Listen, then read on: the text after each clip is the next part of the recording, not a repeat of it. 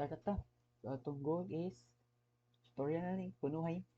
Kung saan ni mo ni siya pag isometric. Okay. With this given orthographic scales. And start with the rectangle now. The rectangle, kanang babaw, we have 15, tab 19. Ano siya nga rectangle now. Next na, draw a line from here. Line, point. Line, there. 33. And then inaog daw siya 15. And then connect carry, then down ka og 15. Tinupod carry. Then tinupod ka. Na. Muni delete. Na. Natay murag L shape or R shape something. Button kanina lang. Kaning sa kilid. Mag-line ka from here 15. Ano siya, ilapos lang tab. Since 120 mo to ang angle dito, so dapat ari na pika side 60 para ma-equals to 180. Manana, pwede na ito ni matrim. Ay, di pwede. Ito na i-adjust kaya naka-3D din. Ya. Yan na. Manatani nga form. So next yung buhaton to i-3D basics. Maka-3D na ta. Lagi akong kuha. 3D basics. Ayan. Lagi akong kuha.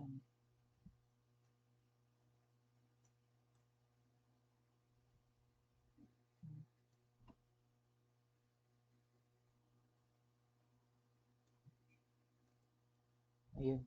Nag-glitch lang pala. This one. Or na para ma-orbit mo. Or pwede rapod ka mag-shift and then press sa center. Center nga po ano mo. Na.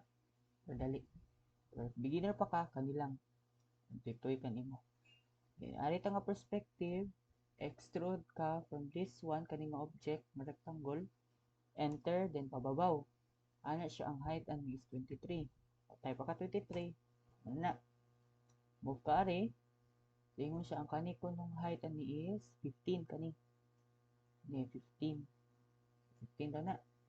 So di man ta ka extrude ani kay dili man ni whole object. Itong gamiton is press pull. Ato iigo siya center, mamara siya maigo ang whole area. Pistita saka 15. Yan na.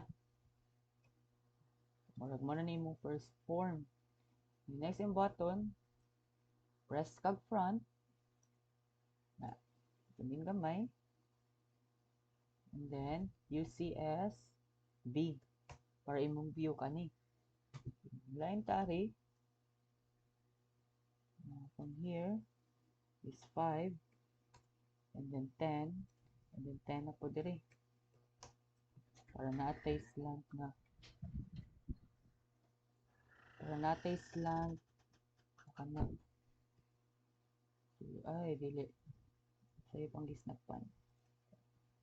This one is the 10, this one is 10, so this one is, so 45 degrees na ni. Patugan na natin i-check. Dimension. Angular. From this to this. Yun, 45. So, tama na yan. So, the next step, i-check natin kung ara po siya ni-snap. O sakura.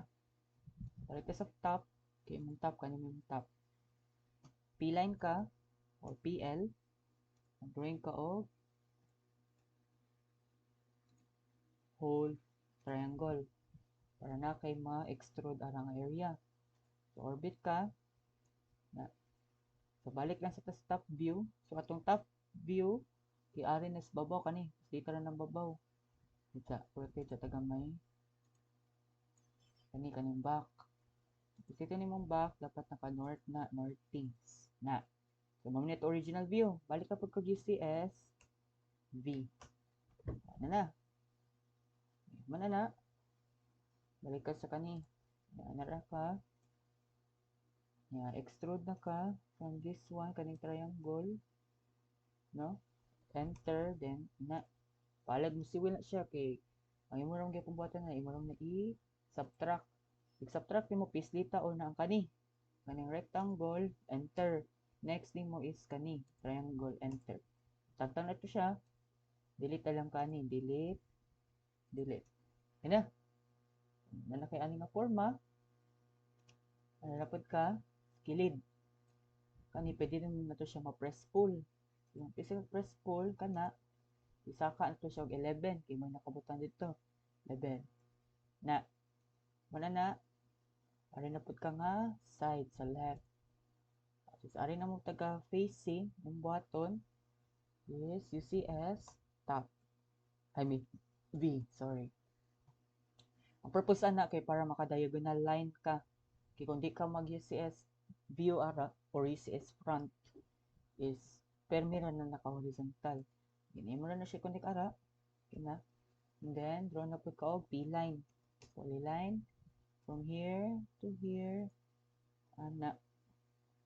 So ang purpose sa polyline para maka-get ta og solid para maka-extrude ta. Na. So, balik ta sa kung unsay top man na niya sa kari back then inner things ta po. Na. Balik ta sa original form UCS B. Okay. Bitapod ka from here ni extrude ra ka ni enter 15 kay same length na. Na. O next mo press pull lang kani kay ingon siya 7 ang height ana. So press pull kani 7. Na. Yan buhaton. Ari ta po tong para dali na to ma-highlight. No? Union. Then i-press din na to. Oh no, mag-isip pa union. Katali. Move to kamay. Na. Sure kung maka-union na ta. Union. Na. Enter.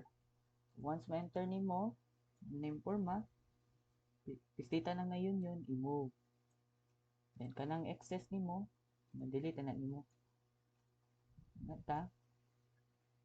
And, delete. And, mana. Ano kay? 3D ngayon na naka-forma. Nara siya guys. Gets na na.